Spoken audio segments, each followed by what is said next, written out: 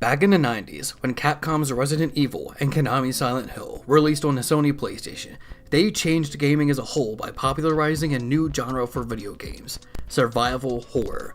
While horror games have existed for years before, with examples such as Monster Party, Clock Tower, and Alone in the Dark, the genre was never really able to become mainstream until Capcom and Konami stepped on the field with their game-changing titles. Ever since then, we've been getting amazing horror experiences on later systems, like Eternal Darkness, Outlast, The Evil Within, Corpse Party, Fatal Frame, and much more. But as time passes by, most of us die-hard horror fans became bored of just seeing the stereotypical zombie or lost spirit. We wanted something new, something that didn't come from some ritual or world-threatening virus.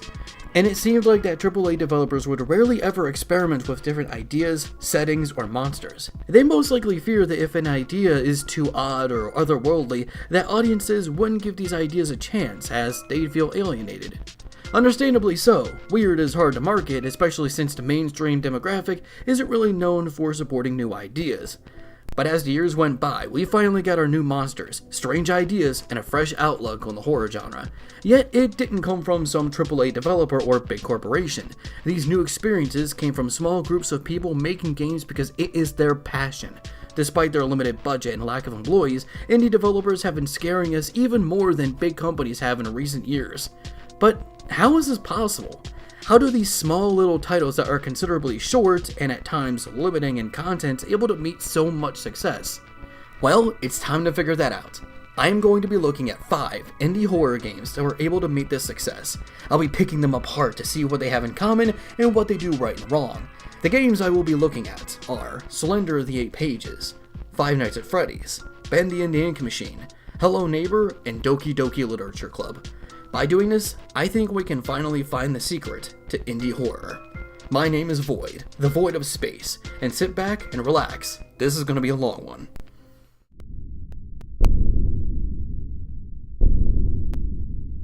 I think it would be appropriate for us to start with what could potentially be sort of the godfather of indie horror, Slender the 8 Pages. While the game doesn't have that much history to it on its own, the character Slender Man does. The Slender Man was created by Victor Surge, real name Eric Knudsen, a user on the website Something Awful Forums. He was made for a contest being held on the site to see who could create the scariest image. Victor submitted a few pictures of the creature hanging around children, and even made fake newspaper notes for each photo he made. We didn't want to go. We didn't want to kill them. But its persistent silence and outstretched arms, horrified, and comforted us at the same time. One of 2 recovered photographs from the Sterling City Library blaze, notable for being taken the day which 14 children vanished, and for what is referred to as the Slender Man. Deformity cited as film defects by officials. Fire at library occurred 1 week later. Actual photograph confiscated as evidence. The Slender Man himself takes inspirations from the famous author H.P. Lovecraft, who wrote Call of Cthulhu, and Stephen King's The Mist. In appearances, the Slender Man is a tall, faceless man, ranging from about 6 to 15 feet tall, wearing a black suit with tentacles coming out of his back. After winning the said contest, the character became popular relatively quickly, even inspiring the infamous Marble Hornets web series. But this would only skyrocket after the release of Parsec Productions' Slender the 8 Pages on June 26, 2012, a game that, at the time, seemingly came out of nowhere. The goal of the game is simple. You walk around an empty forest filled with multiple landmarks, and the only object by your side is a small flashlight. You must collect all 8 pages that are randomly generated throughout the forest while avoiding Slendy. But there's a catch. The more pages you collect, the more vicious the Slender Man becomes. He starts teleporting faster, and begins to stalk even closer with each page. Even the music changes in tone after you collect a different page. Take a listen.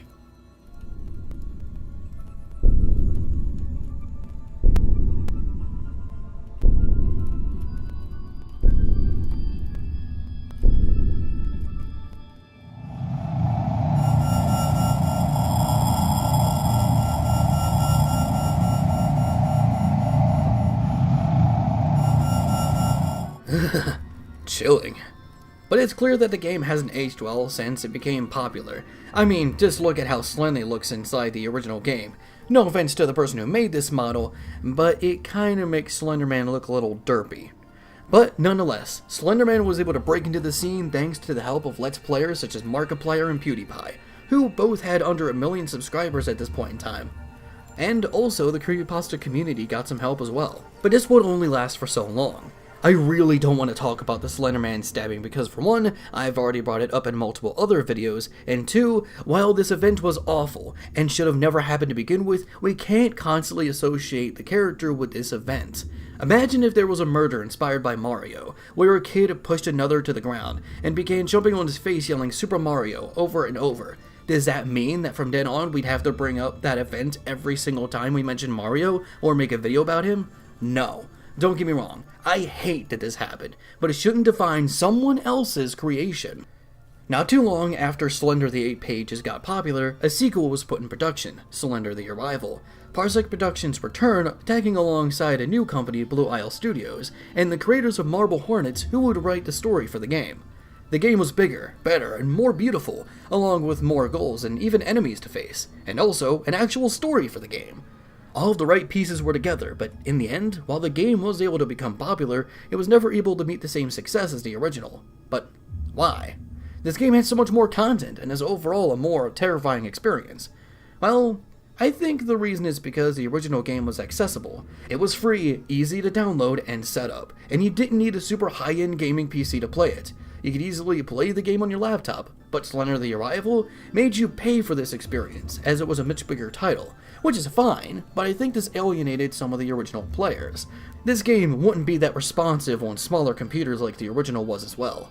The game also became multi-platform, getting on every system available from the PlayStation 3, PlayStation 4, Xbox 360, Xbox One, and even the Wii U. Slender for Smash. But the thing is, I don't think that many console players were even interested in the game.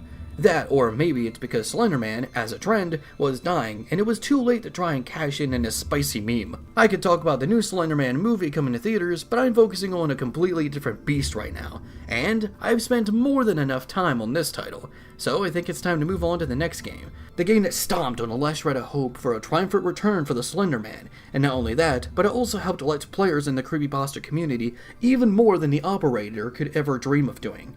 Wait, did I say stomp? Maybe a better verb would have been scream.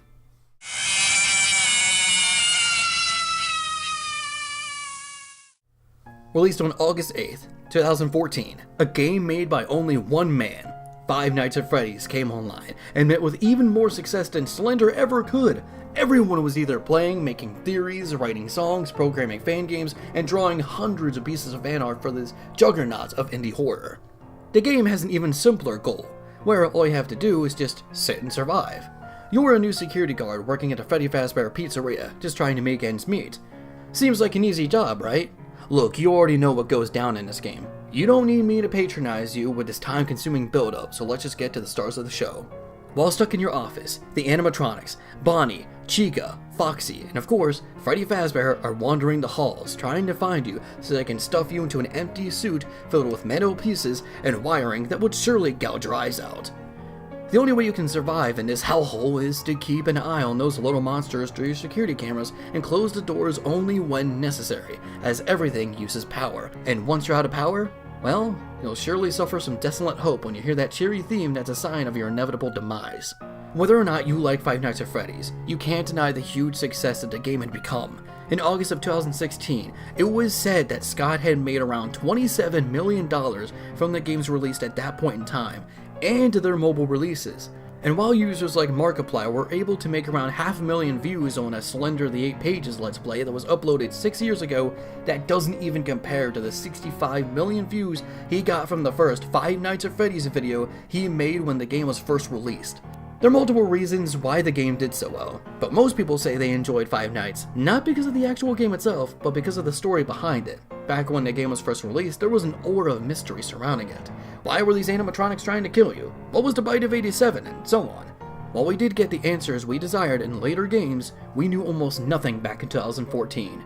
Everyone was making videos on the subject, trying to tear apart the story and find their own answers. Another reason, I guess, is because of the idea. I mean, think about it. Since when has there been a horror game that focused on Chuck E. Cheese animatronics?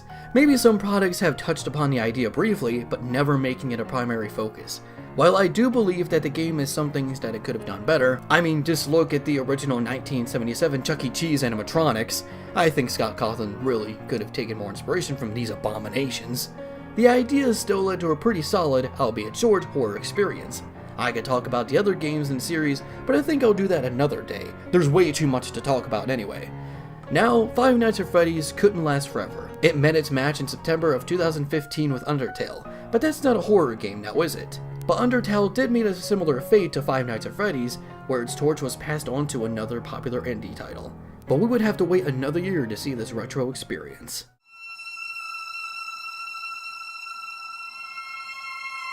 For almost 3 years, the indie horror scene had become eerily quiet. We sat at desktops and laptops waiting for the next experience. And just like how we opened the doors to Freddy Fazbear's Pizzeria to meet our animatronic monsters, the Meatly greeted us to a new type of monster, 1920s rubber hose cartoons in the form of Bendy the Ink Machine. Unlike Slender or Five Nights at Freddy's, Bendy will last a bit longer than those hour-long experiences, for the game takes an episodic approach with each chapter getting more and more surreal, with its horror much like a comedy-based short from that era. The first chapter, which is completely free on Steam, just features an empty animation workshop and a chase sequence with Bendy the Little Devil. But the third chapter is not only bigger, but also unusual. Being guided by a living cartoon character, running errands for a former voice actress that believes she's a cartoon character while being hunted by blobs of ink and distorted cartoon minions. It gets me excited to see the fifth chapter, which by the time of making the script is not out yet. While the game itself doesn't really do anything new or innovative with its gameplay, the game shines with its overall inky black and light brown cartoon style and its creative monsters. It also makes up for the lack of new gameplay with its length and objectives that you had to perform throughout the title. You can tell there was a lot of love and effort put into this game. I mean, just look at these little animated shorts that were used to both advertise the game and show what the original shorts could have been like if Bendy was a real cartoon character. What's still impressive is that the game is still going strong, as you'd think you'd be met with the same fate as Slender, FNAF, or Undertale, by being overshadowed by a new indie horror experience. But while the game isn't as big as it was when it was trendy, the title is still doing well, and instead of being snuffed out by the next big title, Bendy decided to work with them instead. I guess you could say that the Meatly was happy to meet his new neighbor.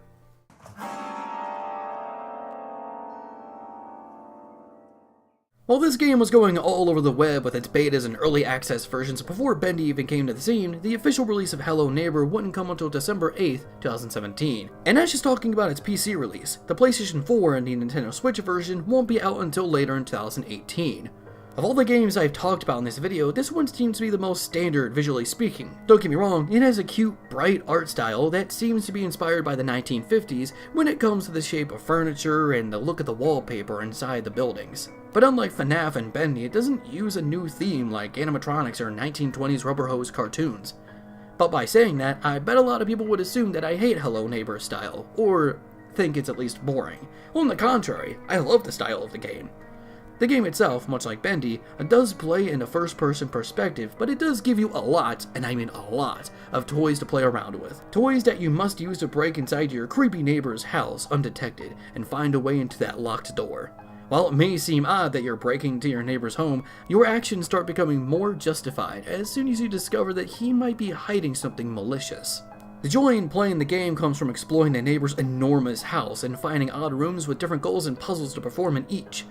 But the horror aspect comes in your neighbor, who's constantly on patrol. Keep quiet, because while there is a chance he could be in the other side of the building, there's also a chance he could be in the next room you're about to enter. Speaking of entering, it's time for class, as we look at our final game.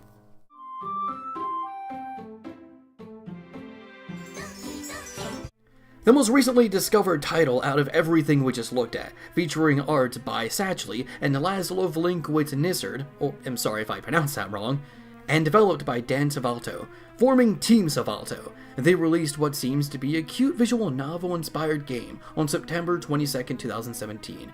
Doki-doki Literature Club is what's known as a bait horror game, which basically means that it's a game that attempts to lure players in with a bright and cheery demeanor, but kicks them right in the 8 pages by revealing its true form. Think kind of like Eversion or the Maze game. The game is about, well, how about we just let the About This Game section on the official Steam page do the talking? Hi, Monica here. Welcome to the Literature Club. It's always been a dream of mine to make something special out of the things I love. Now that you're a club member, you can help me make that dream come true in this cute game. Every day is full of chit-chat and fun activities with all my adorable and unique club members. Sayori, the youthful bundle of sunshine who values happiness the most. Natsuki, the deceivingly cute girl who packs an assertive punch. Yuri, the timid and mysterious one who finds comfort in the world of books. And, of course, Monica, the leader of the club. That's me.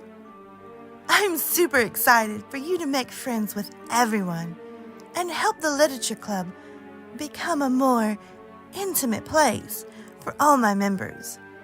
But I can tell already that you're a sweetheart. Will you promise to spend the most time with me?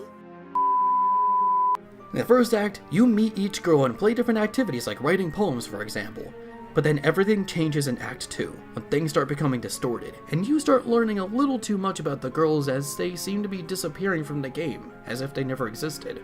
For those who don't know, the game takes advantages of its own files. Sometimes you'll be forced to manipulate your own game to continue, which can sound like a bit of a hassle, but definitely adds to the overall story of the game, which I am not going to spoil here. The game also takes advantage of the fact that it's a visual novel by corrupting images with glitches and realistic human eyes on anime-inspired characters. I'd go over more about the game, but I feel like this would get us to spoiler territory, so let's move on.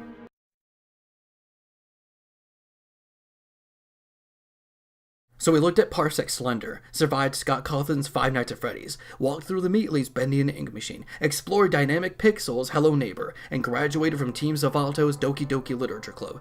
And with the information available, I think it's time to officially discover the secret to indie horror success. Now, what do all these games have in common? And also, what sets them apart from each other, and AAA experiences? Let's start with what gets these games noticed in the first place. The first thing is that all of these games get exposure from relatively popular Let's Players, whether it's Slender with PewDiePie, Five Nights at Freddy's with Markiplier, Bendy and Hello Neighbor with Jacksepticeye, or Doki-doki with the Game Grumps. These players are able to show their huge audiences a new experience they've never seen before, but of course, while this may get them exposure, it's up to the games themselves to make something out of that exposure. Once these fans or curious viewers look into these games, they might want to give them a chance. It's such a good thing that the majority of these games don't need some high-end gaming PC to be played. In fact, you can play Slender, FNAF, and Doki-doki with a simple laptop with little to no problems. And even with Bendy and Hello Neighbor, you still don't need anything that complex. While there may be these games that have amazing next-gen graphics, they can't be played on a smaller device, and not everyone has the money to get a gaming PC that can play these. Thus, they unintentionally isolate and alienate new players. They're also relatively cheap, with Slender, the first chapter of the Ink Machine, and Literature Club all being completely free to download, while Bendy's other chapters, FNAF and Hello Neighbor, need to be paid for, but are relatively cheap. The more you make yourself available to new players, the bigger the chance you'll be a success.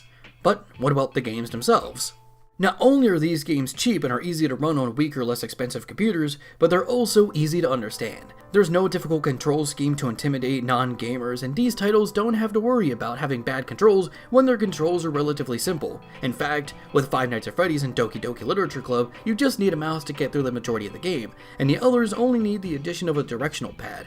Complex controls and a certain number of abilities might confuse or once again intimidate new players. I mean, just look at all the stuff you could do in Kingdom Hearts 3. While Kingdom Hearts fans know how these games work, all these powers might be a bit too much for new players and non-gamers to wrap their heads around.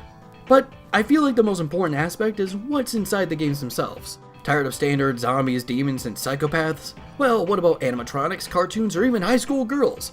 All of these games have one thing in common: personality. Whether that be with their monster, setting, or both. Slender features an interdimensional monster, and while this is nothing new, it's still something we don't see very often. Five Nights at Freddy's puts you in a closed-down pizzeria while being hunted by animatronics. Something I'm shocked no one else has ever tried before. Bendy makes you be hunted by piles of ink and demented cartoon characters. Hello Neighbor, while it doesn't have any new type of monster, just some creepy old guy, does have a unique art style and an obvious old-timey inspiration for furniture and wallpaper. And lastly, Doki-doki scares you with mentally unstable schoolgirls with a seemingly glitchy setup. But personality can only do so much, especially if you don't have any substance. That leads me to my last rule. Have you ever asked yourself any of these questions while playing these titles? What's this person doing in the forest? Why are they taking these notes? Where did all these notes come from? Why are these animatronics after me? Are they possessed or a result of rising AI? What is the Bite of 87? Why are there living, breathing cartoon characters here? Why did this former employee not know about these other rooms or floors? What's up with Alice Angel? Who is this old guy? What is he hiding from me? What is behind that door? Are these girls okay? Is there any hope for them? Why does Monica seem so robotic? And why does she seem so calm during disturbing events? Questions, questions, questions. A bunch of what's, whys, and hows that result in a desire to find answers that might not even exist, resulting in players making videos and blog posts which are unintentionally spreading the word of the game without even mentioning the game itself. While Let's Players light the spark, the players grow the flame as the game is then fully ignited and explodes onto the web as the next big thing. It's not a secret that people love lore. Just look at Overwatch and League of Legends with their abundance of backstories and character development. People love to learn more than they think, and that desire of knowledge results in more searches, getting the name higher in Google's search results. Believe it or not, most of these rules rely on the general public more than anything else. In other words, it's our fault when something gets popular. Even the obligatory hate or rant video spreads the game around even more than these people would like to admit. Exposure is exposure, even if it's positive or negative. But I guess that's it. The secret is out, and maybe by the time this video is released or not too long afterwards, the next big thing might already be out. Thank you for watching this video, and if you enjoyed, please consider subscribing and hitting that bell to become a citizen of the Crimson Kingdom. We make horror videos every Friday. Thank you so much for watching, and I'll see you next time.